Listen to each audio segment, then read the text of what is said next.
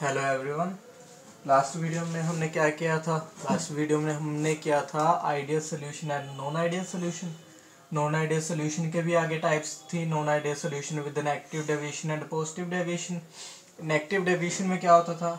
Negative deviation में हमारा होता था जो हमारा ऑब्जर्व्ड वेपर प्रेशर होता था वो किससे कम होता था? वो कम होता था कैलकुलेटेड वेपर प्रेशर से। लाइक फर्स्ट ऑफ ऑल तो नॉन आइडियल सोल्यूशन वो होते थे जो रोल्स लॉ को फॉलो नहीं करते थे, और उसमें नेगेटिव डेविएशन वाले जो होते थे, लाइक मैंने कोई ए कंपोनेंट ले लिया, ठीक है।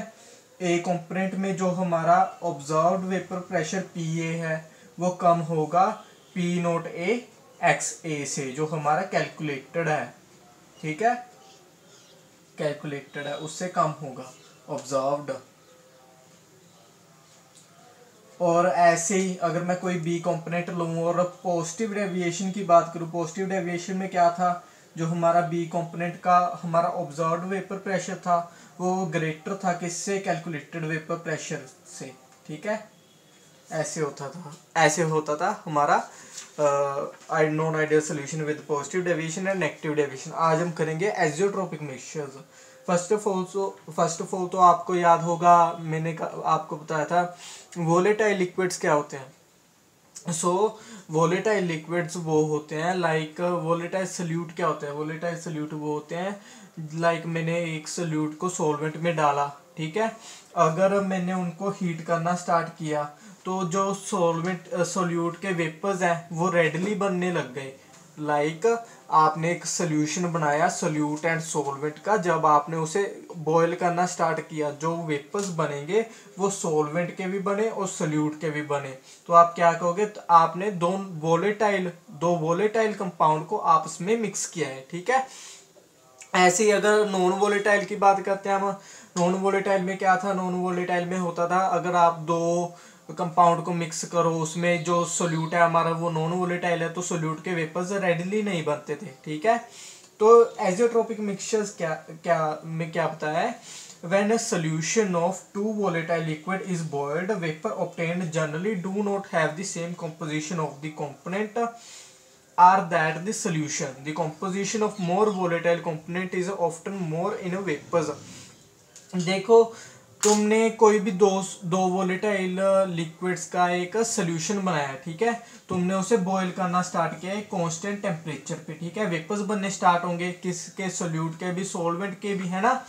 पर जो ज्यादा वोलेटाइल होगा, जो वोलेटाइल ज्यादा होगा, ठीक है, उसके वेपर्स ज्यादा बनेंगे, ठीक है। तो क्या हो जाएगा तुम्हारा? लाइक अगर वेपर्स, मैं आपको एक एग्जांपल देता हूं। सोल्यूट मैंने लिया 5% एंड सोल्वेंट,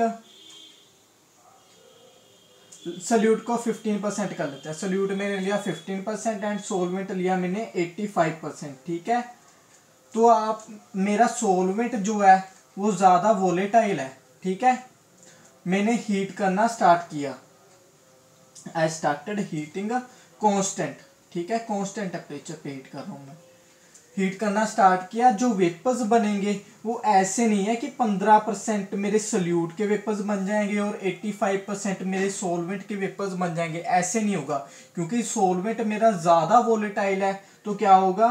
लाइक मेरा सॉल्वेंट के वेपर्स बन जाएंगे 95% और सोल्यूट के वेपर्स बन जाएंगे 5% ओनली, ऐसे सोल्यूशन में, ठीक है, ऐसे हो सकता है।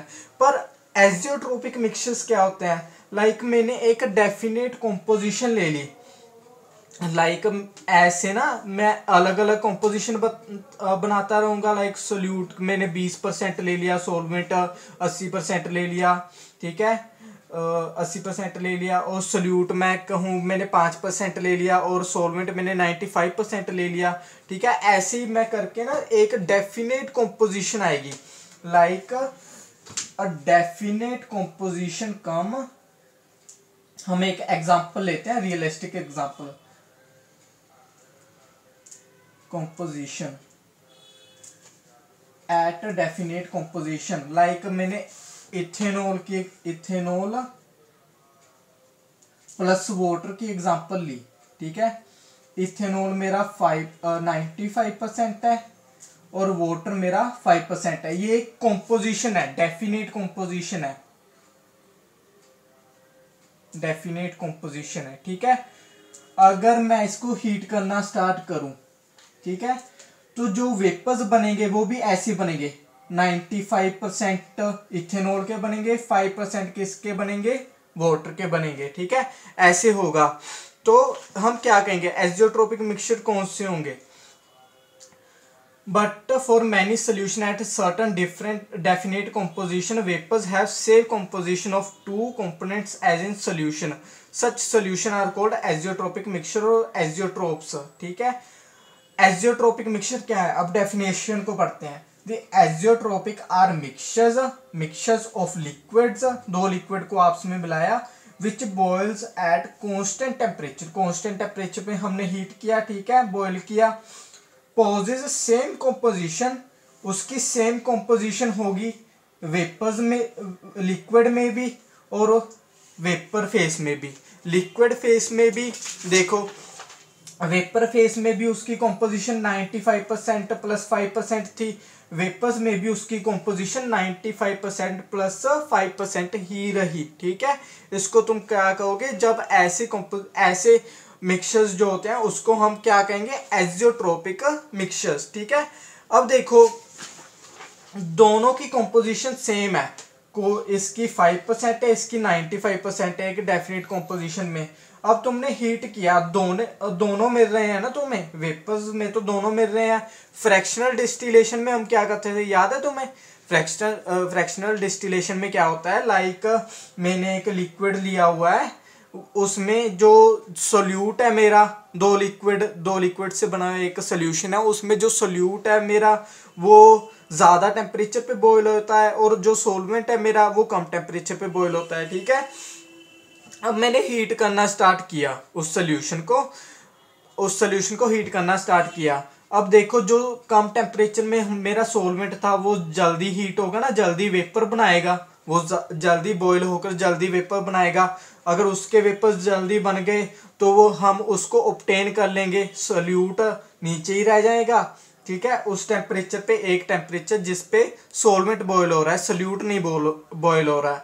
तो जो हमारा सोलवेंट है वो उड़ जाएगा वेपर्स बनकर और जो सोल्यूट है हमारा वो नीचे रह जाएगा। ऐसे हमने क्या कर दिया, सेपरेट कर दिया सोल्यूट एंड सोलवेंट को। बट एज़ोट्रोपिक मिक्सचर्स में क्या है, एक कांस्टेंट टेम्परेचर पे आपने हीट किया, ठीक है, एक कांस्टेंट टेम्परेचर पे आपने हीट किया, एक कंपोजिशन है इनकी बनी हुई 95% प्लस 5%। जब आपने हीट किया इसके वेपर्स भी ऐसे ही बनेंगे 95% प्लस 5%। इसका हम ऐसे नहीं कर सकते कि इथेनॉल के वेपर्स बना लें और वाटर के नहीं बने, ठीक है, ऐसे नहीं होगा, दोनों के वेपर्स बनेंगे। अगर दोनों के वेपर्स बने तो आप सेपरेट नहीं कर सकते ना इन्हें, तो आप सेपरेट नहीं कर सकते, इसलिए यहाँ पर क्या हो जाता है, फ्रैक्शनल डिस्टिलेशन का जो हमारा प्रोसेस है वो फेल हो जाता है, किसके लिए, एज़ोट्रोपिक मिक्सचर्स के लिए, ठीक है। एज़ोट्रोपिक मिक्सचर्स दो तरीके के होते हैं। एज़ोट्रोपिक मिक्सचर फर्स्ट कौन सा है, minimum boiling azeotropes. The azeotropes are found by those liquid pair which show positive deviation from Raoult's law. जो रोल्स लॉ में पॉजिटिव डेविएशन में मैंने एग्जांपल्स बताई थी ना आपको, वही सोल्यूशन कौन से होंगे, मिनिमम बॉइलिंग एज़ोट्रोप्स बनाएंगे। अब मिनिमम बॉइलिंग एज़ोट्रोप की डेफिनेशन बताता हूँ आपको। Such azeotropes, वो azeotropic mixtures having boiling point lower than either of two compounds. Some examples are given below. इसने क्या कहा है, देखो तुमने दो लिक्विड को मिलाया, ठीक है, लिक्विड ए बॉयल हो रहा है, लाइक मैं एग्जांपल के टाइम में बताता हूँ, लिक्विड ए बॉयल हो रहा है 18 जूल पर, ठीक है, 18 केल्विन पर, ठीक है, केल्विन पर, और दूसरा लिक्विड बॉयल हो रहा है हमारा लाइक 400 केल्विन पर, ठीक है। तो जो हमारा उसको मिलाकर एक डेफिनेट कॉम्पोजिशन में दोनों को मिलाया हमने, और जो हमारा सोल्यूशन एज़ोट्रोपिक सोल्यूशन बना वो किस टेम्परेचर पे हमारा बॉयल होगा, वो टेम्परेचर जो होगा वो दोनों से कम होगा। दोनों से कम का मतलब मेरा ये है कि सोल्यूट के टेम्परेचर से भी कम होगा, 80 टेम्परेचर लिया था ना मैंने, 80 से भी कम होगा, और सोलवेंट से तो कम होगा ही, ठीक है, दूसरे कंपाउंड से कम हो गई। लाइक मैं लिख कर बताता हूँ आपको, मैंने सोल्यूशन बनाया सोल्यूट प्लस सोलवेंट का, सोल्यूट प्लस सोलवेंट का, ठीक है। सोल्यूट बॉयल हुआ मेरा, एग्जांपल है, सोल्यूट बॉयल हुआ मेरा 100 केल्विन पर, ठीक है, और सोलवेंट बॉयल हुआ मेरा 400 केल्विन पर। तो इनको एक डेफिनेट कॉम्पोजिशन में मैंने मिलाया, ठीक है, कोई डेफिनेट कॉम्पोजिशन में मैंने दोनों को मिला दिया, ठीक है। वेपर्स बनेंगे डेफिनेट, उसी कॉम्पोजिशन के वेपर्स बनेंगे, ठीक है। और ये इन जो सोल्यूशन बनेगा मेरा, सोल्यूशन बना ना मेरा, सोल्यूशन किस टेम्परेचर पर बॉयल होगा, विच टेम्परेचर सोल्यूशन बॉयल, ठीक है। सोल्यूशन जो बॉयल होगा वो 100K से और 400K दोनों से कम होगा। लाइक सोल्यूशन बॉयल होगा, मैं एग्जांपल के टाइम में बताता हूँ, 98.9 केल्विन। इस टेम्परेचर पे जो हमारा एजियोट्रोपिक सोल्यूशन बना वो क्या होगा, हमारा बॉयल होगा, ठीक है। ऐसे मैक्सिमम का बता सकते हो, तुमने कोई भी सोल्यूट एंड सोलवेंट लिए और डेफिनेट कॉम्पोजिशन में मिलाया, कुछ सोल्यूशन ऐसे बनेंगे जो किस टेम्परेचर पे बॉयल होंगे, वो दोनों से हाई टेम्परेचर पर बॉयल होंगे। वो किस टेम्परेचर पे बॉयल होंगे, दोनों से हाई, लाइक 400.2 केल्विन पर वो बॉयल होंगे। उसको क्या कहोगे, maximum boiling azeotropes, maximum boiling azeotropes, ठीक है। और इसको क्या कहोगे, मिनिमम बॉइलिंग एजियोट्रोप्स, ठीक है। अब देखते हैं एग्जाम्पल, देखो इसकी एग्जाम्पल देखो। फर्स्ट एग्जाम्पल तो वही हो गई, इथेनॉल प्लस वाटर हमारा इथेनॉल कितने परसेंट में है, 95% में हमारा इथेनॉल है, वाटर 5% होगा, ठीक है। जो हमारा वाटर है वो किस टेम्परेचर पे बॉयल हो रहा है, 373 केल्विन पर, ठीक है। और जो हमारा इथेनॉल है वो किस टेम्परेचर पे बॉयल हो रहा है, 351.3 केल्विन पर, ठीक है। इस कॉम्पोजिशन में हमने वाटर कितनी कॉम्पोजिशन में है, 5% पे वाटर है, ठीक है। तो तुमने दोनों को मिलाया, ठीक है, तो हमारा सोल्यूशन किस टेम्परेचर पर बॉयल हुआ, वो मिनिमम एजियोट्रोप की बात कर रहा हूं मैं, किस टेम्परेचर पर होगा, 351.1। अब देखो ये जो टेम्परेचर है बी के टेम्परेचर से भी कम है, ए के टेम्परेचर से भी कम है, ठीक है। और एग्जांपल देखते हैं, हमने नेक्स्ट एग्जांपल ली वाटर प्लस अपना प्रोपेनॉल। प्रोपेनॉल का मैंने ये शॉर्ट फॉर्मूला लिखा है, आप ऐसे भी लिख सकते हैं, CH3 CH2 CH2OH। कैलकुलेट कर लेना, कार्बन के नंबर और हाइड्रोजन के नंबर सेम है, दोनों में देख लेना, ठीक है। अब मैंने हमारा प्रोपेनॉल कितने परसेंट में लिया, 71.7% पे, और मैं दूसरा सॉल्यूशन वाटर कितने परसेंट में ले लिया मैंने, 29.3% में मैंने क्या ले लिया, वाटर, ठीक है। एक डेफिनेट कॉम्पोजिशन हो गई, ये डेफिनेट कॉम्पोजिशन में इन दोनों ने मिलकर क्या बना लिया, एजियोट्रोपिक मिक्सचर। वाटर किस टेम्परेचर पर बॉयल हो रहा है, 373 केल्विन, और हमारा प्रोपेनॉल किस टेम्परेचर पर बॉयल हो रहा है, 370 केल्विन, ठीक है। ये एक छोटी सी एक्सेप्शन है, बट देखो ये कम आया एक से। आप ना ऐसे भी कह सकते हो कि ये जरूरी नहीं है कि दोनों से कम आए, एक के कंपैरेबल भी आ सकता है, मींस एक के तो कम आएगा ही आएगा, एक के कंपैरेबल आ जाएगा। लाइक ये 370, ये हमारा एजियोट्रोपिक का बॉइलिंग पॉइंट कितना आ गया, 370.7, ठीक है। आगे क्या है, मैक्सिमम बॉइलिंग एजियोट्रोप्स।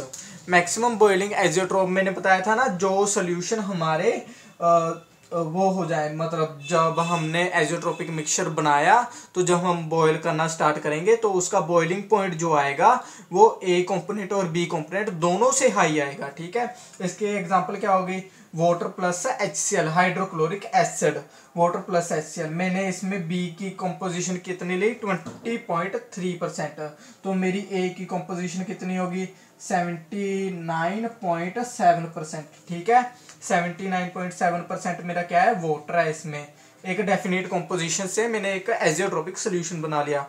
वाटर किस टेम्परेचर पर बॉयल है, 373 kelvin. Boiling point of B हमारा हाइड्रोक्लोरिक एसिड किस टेम्परेचर पर बॉयल हो रहा है, 188।